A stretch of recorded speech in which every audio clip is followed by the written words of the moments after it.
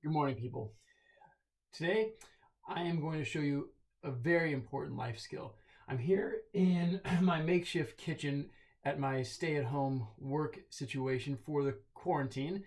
This is my laundry room. I've set up a mini fridge and the most important piece, the coffee machine. Today, I'm going to show you how to make filtered or drip coffee.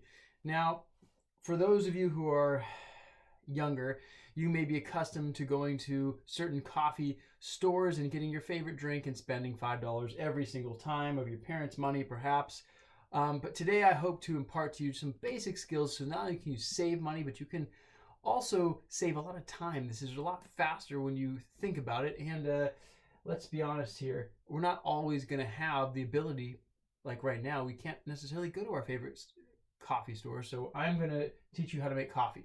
Okay, the first thing you need to do, and by the way, the reason I do filter, I also know how to make French press and espresso, but filter is a lot more concentrated caffeine to your brain.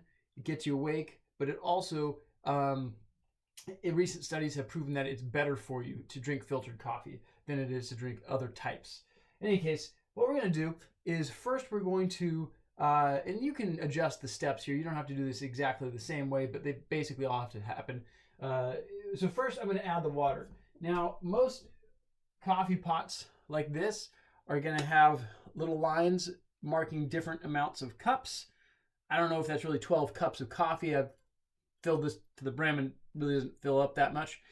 So I'm going to do about just between 6 and 8. I'm sharing this, but it's not going to be an insane amount of coffee.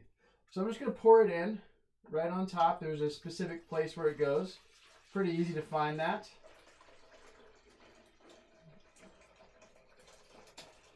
Okay. Then I'm going to replace the pot where it's supposed to go. Next, I'm going to take a coffee filter. Now, some coffee makers include a reusable filter. If you reuse it, just make sure to wash it regularly and keep it clean. This is what's called a number 4 cone filter.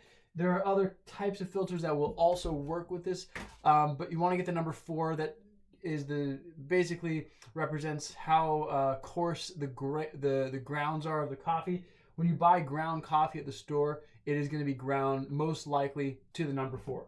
So I'm drinking cheap Costco coffee today. I hope you can tell that it's really impressive here. But what you're going to want to do is fill this to a point where it makes sense based on how many cups you have.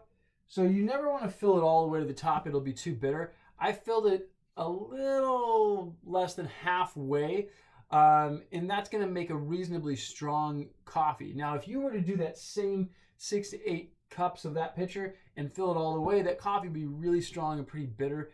Not the best cup, but it, might be drinkable. Now, if you put less coffee at all, this will be a little bit weaker. So then you're going to just take this guy out and you're going to put it right in. You can see that they're shaped similarly. And you want to make sure that the filter is pretty flush around the walls of this thing, because if it's not, the filter can collapse and then coffee grounds can get into your coffee, and that's gross. I've done that many times. Okay, so you just close this, turn it on, and hit brew. It will probably take about 4 minutes or so for it to brew. Most of these coffee makers have a heat pad underneath, so the coffee stays hot for a while. This one will automatically turn off as well. One nice thing about some of these coffee makers, and they get more and more high-tech, but this one's basic, I got it for free, is that you can actually set it with a timer. So if you don't want to get up early and make coffee, you can preset it the night before, and it'll brew and be ready right when you wake up. I am going to be waiting for this. I'm drinking out of my best mom ever mug. I think that's appropriate for so many reasons, but it's a good way to start the day. The last thing I'm going to show you in this video is creamer. Some of you like creamer, some of you don't. I do.